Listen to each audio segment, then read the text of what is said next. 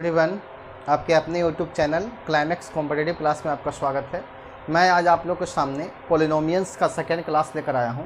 इससे पहले मैं एक क्लास आप लोग को दे चुका हूं, तो ऐसे स्टूडेंट्स जो नहीं देखे हैं तो प्लीज़ देखने का प्रयास कीजिएगा, क्योंकि फर्स्ट क्लास में जो आपको बताया गया है वो आपका बेसिक नॉलेज है।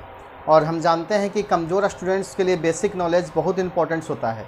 अगर आप फार्मूला जानते हैं, अगर आप विकर्ण की संख्या निकालने के लिए जानते हैं तो आप क्वेश्चन को धड़कले बना सकते हैं। लेकिन आपको फार्मूला नहीं पता है, आपको क्वेश्चन दे दिया जाता है तो आप क्वेश्चन में फंस जाइएगा। तो सबसे पहले आप जब भी कोई टॉपिक स्टार्ट होता है तो आप बेसिक क्लास को देखना मत भूलिए। उसमें आपको फर्स्ट क्लास में बेसिक चीज़ बताया गया है, उसके बाद ही ये क्लास को आप देखिएगा। तो सबसे पहले प्लीज़ आप बेसिक क्लास देखिए, उसके बाद ये क्लास को देखिए।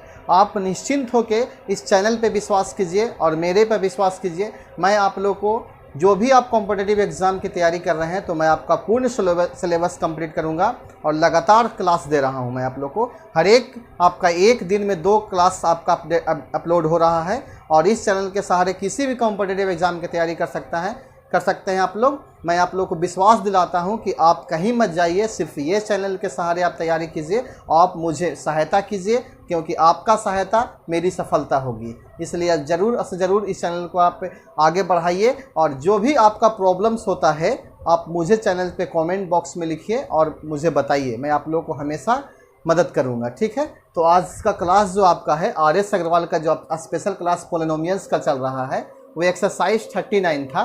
तो कल के क्लास में मैं आपको बेसिक नॉलेज प्लस में 1 से लेकर 10 तक आपका क्वेश्चन बताए थे। तो आज आपका क्वेश्चन नंबर 11 से लेके आपका क्वेश्चन 21 तक कंप्लीट करेंगे, ठीक है।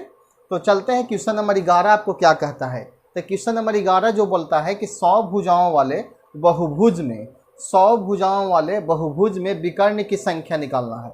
यानी आपके पास भुजा की संख्या 100 है और विकर्ण का संख्या निकालना है। तो कल के क्लास में आप लोग को बताए थे किसी भी बहुभुज में विकर्ण की संख्या निकालने के लिए क्या बताए थे, n × n-3/2। ये फार्मूला के सहारे आप लोग को विकर्ण निकालने के लिए बताए थे। और n जो होता था भुजा की संख्या होता है। तो ये सब फार्मूला अगर आप माइंड में रखते हैं तो आपका नॉलेज बढ़ेगा।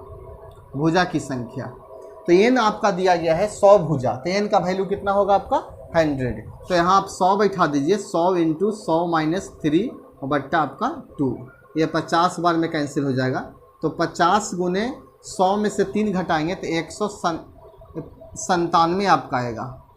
97 × 50 से गुना कर दीजिए तो 0, 7 × 5 = 35 और 9 × 5 = 45 और 3 48, यानी 4850 जो होगा क्वेश्चन नंबर 11 का आंसर होगा 4850। ऑप्शन नंबर डी में लिखा गया है।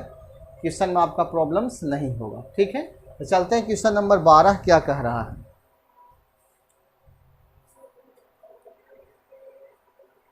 12 क्वेश्चन कह रहा है कि 10 भुजा वाले बहुभुज में विकर्ण की संख्या बताएं। अभी जस्ट हम विकर्ण की संख्या वाला फार्मूला बैठाए हैं। 10 भुजा कह रहा है तो आप 10 × 10 - 3/2 कर दीजिए। इसको 5 से कैंसिल कीजिए तो 5 × 10 में से 3 जाएगा तो 7। आपके पास कितना विकर्ण होगा, 35 होगा। तो क्वेश्चन नंबर 12 में आपको कोई दिक्कत नहीं होगा। क्वेश्चन नंबर 13 देखिए क्या कहता है, एक बहुभुज की 27 विकर्ण है तो भुजा की संख्या है। अब जस्ट उलट दिया है आपको, यानी भुजा की संख्या दिया हुआ रहता था तो विकर्ण आपको निकालने के लिए बोला जाता था। लेकिन यहाँ आपको विकर्ण की संख्या दिया गया है और भुजा की संख्या निकालना है, ठीक है। तो विकर्ण आपका 27 दिया गया है तो n × n - 3/2 बराबर 27 बैठा दीजिए और यहाँ आप n का वैल्यू निकालिएगा। ये ऑप्शन से चलिएगा तो बहुत जल्दी आपसे सॉल्यूशन हो जाएगा। यहाँ आपका फैक्टर टूटेगा, n² - 3n और -27 दूनी के 54 बराबर 0 आ जाएगा। अब 54 के तोड़ के आपको 3 लाना है, ठीक है। तो 54 को आप तोड़िएगा। 54 को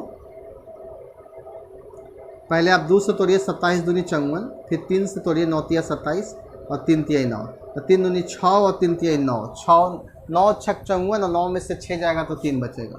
10² - 9s + 6n और -54 = 0।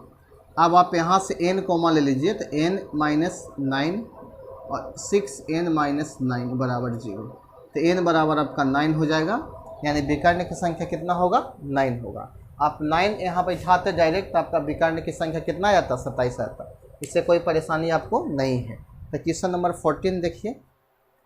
मैं आप लोग को रेगुलर वाइज में क्लास दे रहा हूँ वैसे स्टूडेंट्स के लिए जो बहुत वीक हैं और कमज़ोर हैं, और वैसे स्टूडेंट जिसको मैथ से डर लगता है। एंड मैथ से घबराना नहीं है, मैथ को बनाना सीखिए, ठीक है। क्वेश्चन नंबर 14 क्या कह रहा है? कहता है एक पंचभुज के कोण का अनुपात 1:2:3:5 है और 9 है, तो सबसे छोटे कोण की माप ज्ञात करें। तो सबसे पहले आप पंचभुज में सभी अंतःकोण का योग आप निकाल लीजिए, तभी आप ये क्वेश्चन आप बना पाएंगे।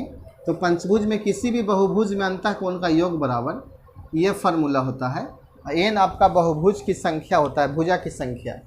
तो यहाँ पंचभुज कह रहा है तो 5 बैठाइएगा, तो 2 × 5 - 4 × 90 डिग्री, तो 5 दूनी 10 में से 4 जाएगा, तो 6 × 90, 9 × 6 = 54, 540 डिग्री होगा। इसमें सबसे छोटा कोण पूछा गया है, तो सबसे छोटा कोण आपका 1 है। तो सबसे छोटा कोण जो पूछा गया है आपका,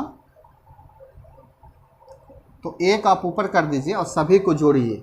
9 और 5 14, 14 और 4 17, 17 2 19 और 1 20, 20 हो जाएगा। और गुना आपका टोटल एंगल्स कितना योग है, 540।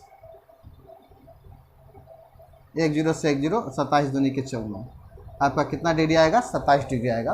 पंचभुज में सबसे छोटा कोण आपका इस अनुपात के अनुसार 27 डिग्री आएगा।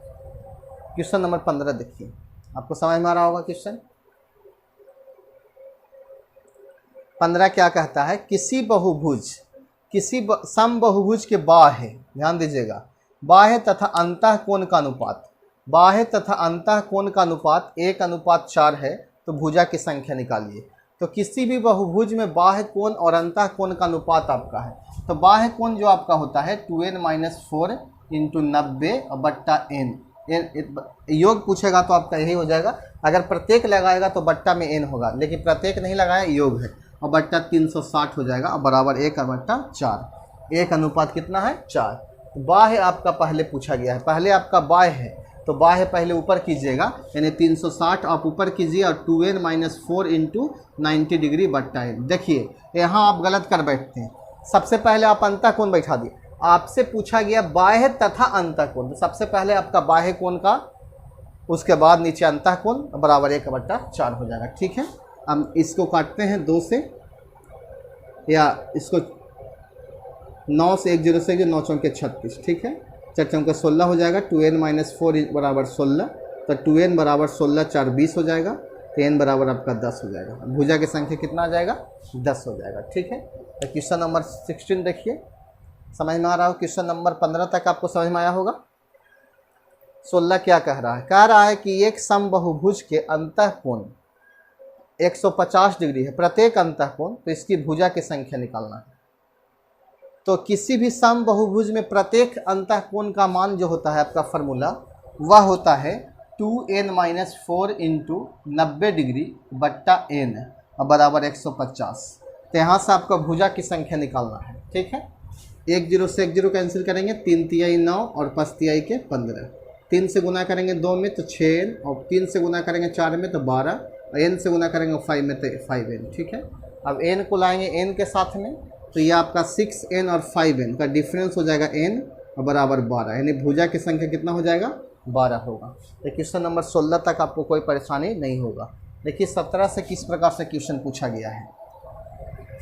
17 नंबर क्वेश्चन पहले देखिए आप क्या कह रहा है।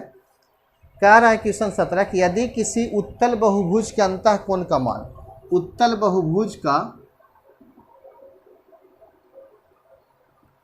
भुज के अंतःकोण का मान, एक अंतःकोण का मान, ध्यान दीजिएगा, एक अंतःकोण का माप आपका दिया गया है 5π/6, तो यह है, पहला ऑप्शन है अष्टभुज जिसकी भुजा 8 हो, षष्ठभुज जिसकी भुजा 6 हो, द्वादशभुज जिसकी भुजा 12 हो, और दशभुज जिसकी भुजा 10 हो। तो सबसे पहले आप n का वैल्यू यहाँ से निकालिएगा, उसके बाद आपको पता चलेगा कि अष्टभुज है कि दशभुज है या एक द्वादशभुज है। तो किसी भी अंतःकोण का फार्मूला होता है 2n - 4 × 90 बट्टा n। एक अंतःकोण बराबर हो जाएगा 5π/6। और पाई का जो वैल्यू होता है 180 डिग्री होता है, पाई रेडियन बराबर 180 डिग्री। ठीक है, तो यहाँ 2n-4 इंटू 90 और बट्टा n बराबर हो जाएगा 5 गुना 180 बट्टा 6। अब देखिए 90 से काटिएगा 80 को 2 बार में, और 2 से कैंसिल करेंगे 3 बार में। 3 से गुना करेंगे 2 में तो 6n, और 3 से गुना करेंगे 4 में तो 12, और n से गुना करेंगे 5 में तो 5n हो जाएगा। 5 और 6 का डिफरेंस n हो जाएगा, तो n बराबर 12 आएगा। तो 12 का मतलब आपका हो जाएगा द्वादशभुज, ऑप्शन नंबर सी, यानी 17 का ऑप्शन नंबर सी आपका आंसर होगा। ठीक है, क्वेश्चन नंबर देखिए 18।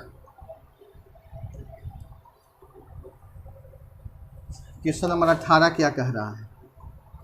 18 कह रहा है किसी समबाहुभुज के प्रत्येक कोण का माप 108 डिग्री दिया गया है। किसी भी समबाहुभुज के प्रत्येक अंतःकोण, प्रत्येक कोण का माप 108 है। तो फार्मूला होता है 2n-4 इंटू 90 बट्टा n बराबर 108।